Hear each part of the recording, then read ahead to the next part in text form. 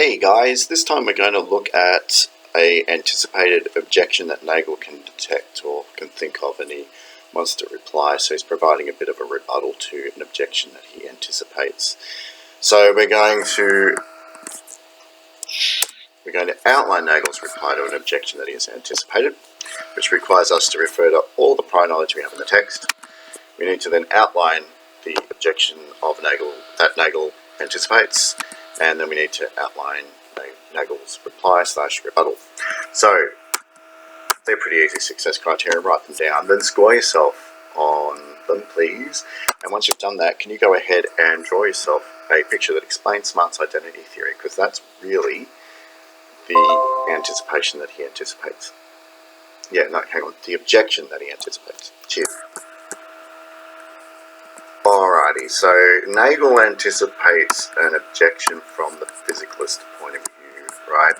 And it's pretty clear. We remember identity theory, X and Y are the same if they're spatially and temporally coexistent. And more importantly, even though there is linguistic difference, or semantic difference, they're ontologically the same thing, okay? Smart's identity theory. And most people would say, look, this is a really easy thing to understand. It's an easy way to grasp, right? All we need to do is just find the right mental states.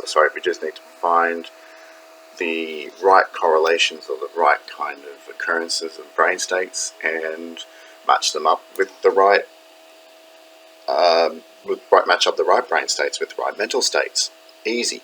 We just need to have a link. We need to link them and observe them over time, and we can just make those matches, okay? Take a note. The problem is, with this, is that the word is a little deceptive. We all tend to know what is means. It basically is another version of to be in a singular way, right? Or it exists as, same thing. The problem is, though, that this statement relies more on what X and Y are in our understanding of X and Y. More importantly, understands more about understanding of X and Y than our definition of is, okay? So we could easily say we know what is means, but when we don't know a great deal about X or a great deal about Y, we can get into really confusing situations.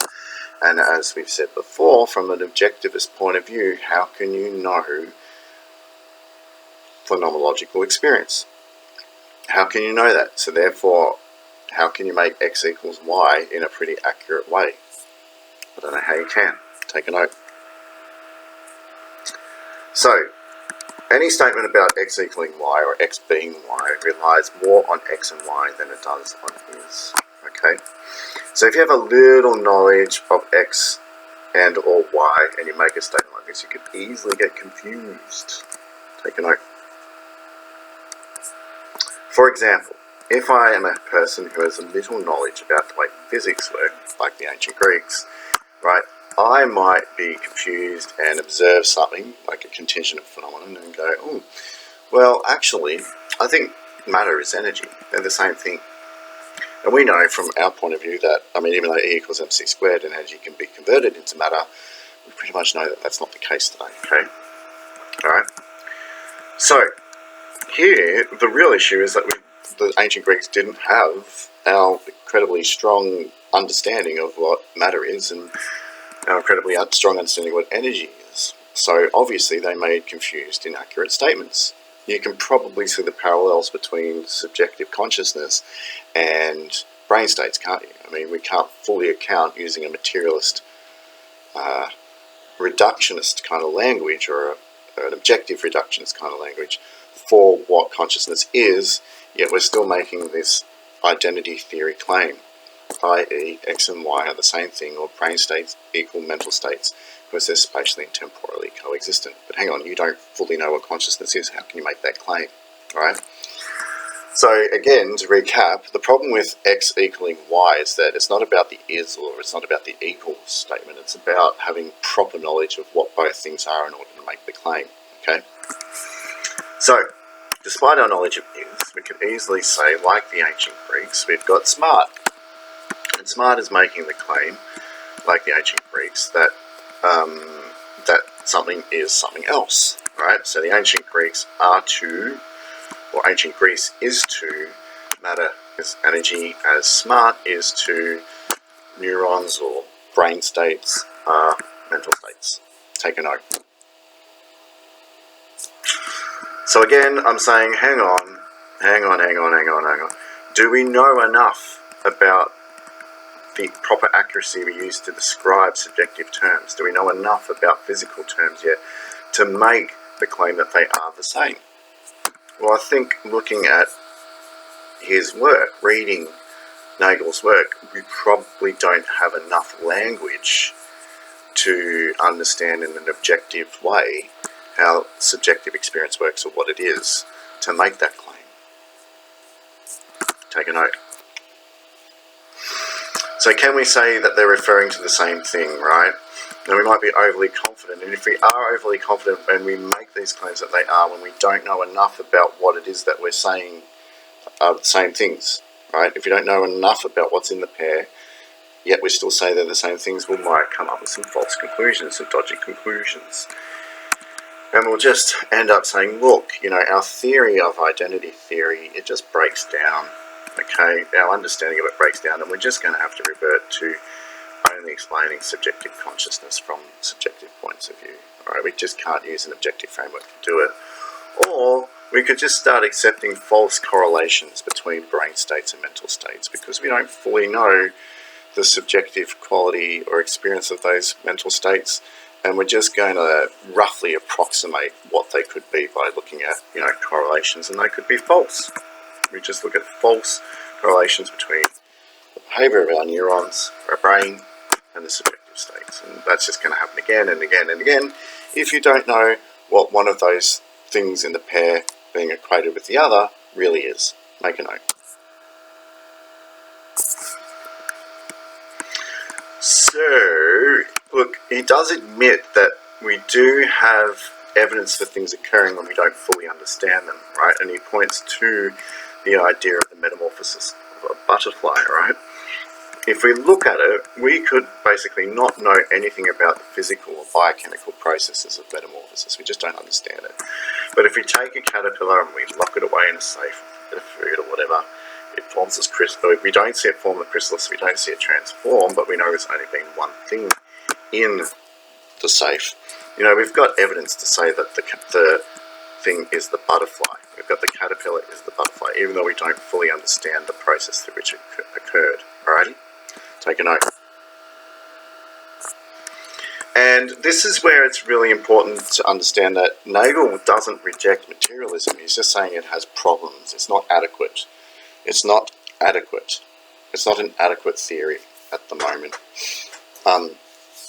Because he's saying, look, we could be in a situation where neurons, the brain processes, really are the same thing as mental states. There might be some evidence, just like, you know, see caterpillar, see butterfly if locked away, right? That might actually be the case, but he still says, look, you know, when you think about it, we just don't have that understanding yet. And I still believe there is a problem with materialist accounts and objective accounts because they don't have access to the internal private world and they don't allow us to form a common understanding or an objective viewpoint, okay? So, he does refer to Donald Davidson, who has a very complex, or argues for a very complex explanation as to how mental states are basically the result of physical cause and effect relationships. And he does say, look, yeah, maybe, yeah. But we're really, really far away from the exact knowledge as to how this is the case. We just don't understand it.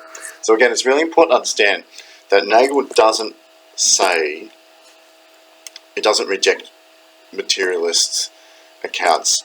He just says that they're completely inadequate at the moment and they could be wrong. They have built into them an inability to fully account for the subjective nature of experience. Take a note.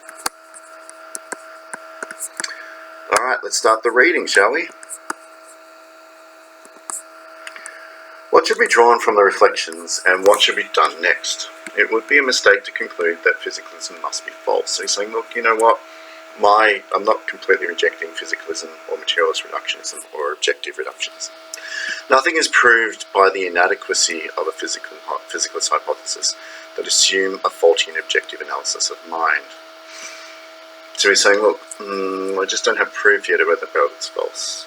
And again, it might not actually come with a decent conclusion, like we said before in the previous video. It would be truer to say that physicalism is a position we cannot understand because we do not at present, so at the moment, have any conception about how it might be true. Perhaps it will be thought unreasonable to require such a conception as a condition for understanding. After all, it might be said the meaning of physicalism is clear enough. We know what it is. Alright, mental states are states of body, so identity theory from Smart. Mental events are physical events. We do not, so he's saying basically it's a pretty easy concept to grasp. We might not understand the full processes, but it's an easy concept to grasp. And like, it's parsimonious and simple, just like Smart said, so, could be the case. We do not know which physical states and events they are, but that should not prevent us from understanding the hypothesis. The hypothesis makes sense and we can just explore it and flesh out the details, right? Easy to understand, seems like a reasonably valid hypothesis. Let's move on. Take a note. But there's a problem with the hypothesis, of course. But what could be clearer than the word is and are, right? But I believe it is precisely this apparent clarity of the word is that is deceptive. We know what is means, just like I pointed out before. Usually when we're told that X is Y, we know how it is supposed to be true, but that depends on a conceptual or theoretical background and is not conveyed by the word is alone. We know both X and Y refer. We know how both X and Y refer and the kinds of things to which they refer, and we have a rough idea how the two referential paths might converge on a single thing, be it an object, a person, a process, an event, or whatever. So usually when I say something like lightning is an electrical discharge, we seem to have a pretty decent understanding of what the two are, okay? It's got that really strong knowledge on both sides, okay? The light that I see from the cloud is a result of the electrical discharge, but I have a very definite description of X and Y, so making the claim that X is Y is pretty easy to do. But when the two terms of identification are very disparate, so really separate from each other, it may not be so clear as to how X could be Y or how it could be true. We may not have even a rough idea about how the two referential paths, and by this he's saying, what does lightning refer to in a linguistic sense, and what does electrical discharge referring to in a electrical sense? And he's saying that they're pretty closely related. We can see how those paths kind of lead to the same objective phenomena or framework. But when you've got consciousness and you've got brain states, when you've got mental states and you've got brain states, it's hard to see how they refer back to the same kind of physical thing, right? So we may not even have a rough idea about how the two referential paths converge or what kind of thing they might converge on, and a theoretical framework might have to be supplied to enable us to understand it. So we need better theory in order to understand how they refer back to the same thing ontologically. Without the framework, an air of mysticism surrounds the identification. And it still does. Like, it's still as mysterious for to understand what it's like for a bat to be a bat, right? This explains the magical flavour of popular presentations of fundamental scientific discoveries given out as propositions to which one must subscribe without really understanding them, i.e. brain states equal mental states. People don't really understand what mental states are yet, but they still have a magical flavour to them. For example, people are now told at an early age that all matter is really energy. Oh, are they? But despite the fact that they know that is what means, most of them never form a conception of what makes this claim true because they lack the theoretical background. At the present time, the status of physicalism is similar to that to which the hypothesis that matter is energy would have had if it had been uttered by a pre-Socratic philosopher. We do not have the beginnings of a conception as to how it might be true. In order to understand the hypothesis that a mental event is a physical event, we require more than understanding the word is. Alright, so this is where we get a little bit complex. I wanted to keep it simple before to say that matter is not energy, but we've all heard the famous equation E equals mc squared, and we know that matter can be converted into energy, right? But do you really understand the framework of it? It's very easy to confuse it. So in the way that the Socratics meant it, or the pre-Socratics meant that matter is energy, is very different from the way that Einstein means it in E equals mc squared.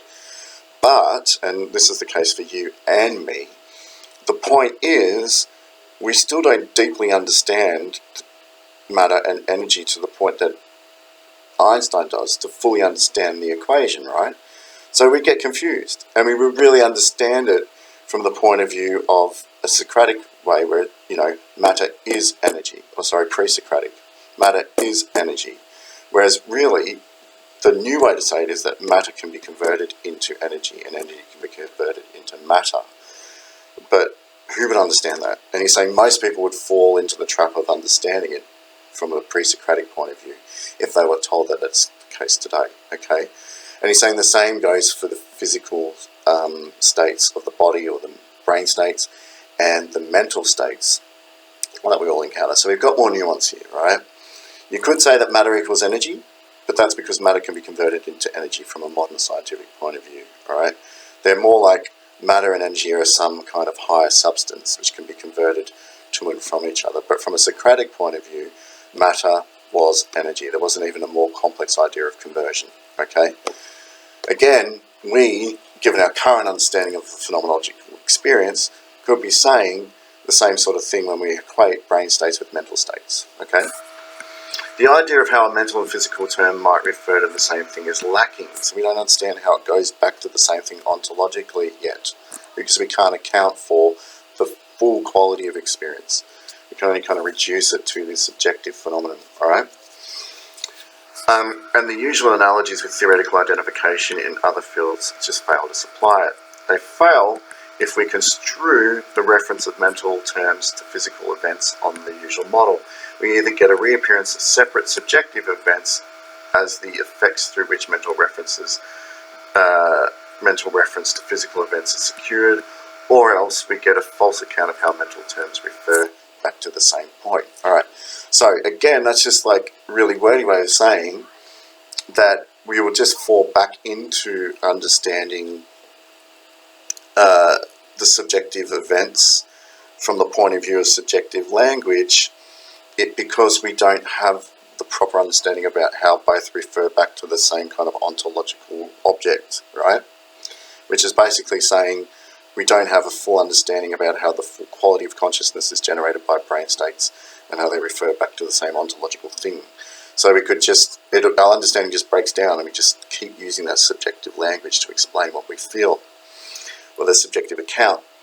However, if we kind of really believe in like a behavioralist framework without fully understanding what consciousness is and having the full language for it, we could just come up with false attributions to body states with mental states. They're just wrong because you don't fully understand what you're equating it with. You get what I mean?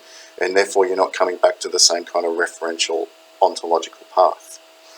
Strangely enough, we may have evidence for the truth of something we cannot really understand. Suppose a caterpillar is locked in a sterile safe by someone unfamiliar with the insect's metamorphosis, and weeks later the safe is reopened, revealing a butterfly. If the person knows that the safe has been shut the whole time, he has reason to believe that the butterfly is or was once the caterpillar, without having any idea in what sense this might be so. One possibility is that the caterpillar contained a tiny winged parasite that devoured it and grew into a butterfly. So in other words saying here we're going, this would be the ontological thing that we falsely ascribed the metamorphosis to, right? Do you get what I mean? So even though we have evidence that caterpillar turns into, butterfly, the real ontological process of how that change worked would be completely wrong. We'd just be making it up because you don't have full knowledge of what's going on, okay? Which is the same to brain processes and mental states. Again, we might see the correlation between the two, but we don't have the knowledge to trace back to the ontological path and identify the real thing that's happening, okay? It is conceivable that we are in such a position with regard to physicalism. Donald Davidson has argued that if mental events have physical causative effects, they must have physical descriptions. Makes sense. He holds that we have reason to believe that this, even though we do not, and in fact could not, because remember, that's our layman saying subjective experience can't be explained through objective frameworks, have a general psychophysical theory. His argument applies to intentional mental events, but I think we also have some reason to believe that sensations are physical processes without being in a position to understand how. So here he's saying, look, Donald Davidson may have some useful points, but he still believes you can't reduce the quality of experience to just physical accounts, psychophysical accounts. Davidson's position is that certain physical events have irreducible mental properties. Oh really? Do they? Well, there you go. And perhaps some view describable in this way is correct, but nothing of which we can now form a conception it corresponds to it. So we just can't understand how physical events, so it says physical, psychical events have irreducible mental properties, yeah. But we can't understand how they're triggered by the physical processes and have physical explanations. It's weird here. What he's actually saying here is that Donald Davidson's position is that even mental events can't be reduced past their psychical mental properties, but they will have physical causes and can be explained from physical causes. Again, much more nuanced than the summary that we provided, so take a note. But nothing of which we can now form a conception corresponds to it, so we just don't understand the relationship properly yet, nor have we any idea of what a theory would be like that enabled us to conceive of these things. Alright, so going back, we looked at our prior knowledge, we understood that the objection was Smart's identity thesis and how it can be applied, and then we moved to Nagel's reply, which is you don't know enough about consciousness and subjective experience to fully make that comment that x equals y to find the ontological point that they're both referring to, okay? You can't make that claim. You can't say semantic difference, ontological sameness, if you don't properly understand both sides of the semantic coin that are being referred to. It just can't work, yeah? Alright, I hope that really helped, because now we're moving on to the conclusion and the concluding remarks. Thank you for your time. Oh, don't forget to do the exam-like questioning.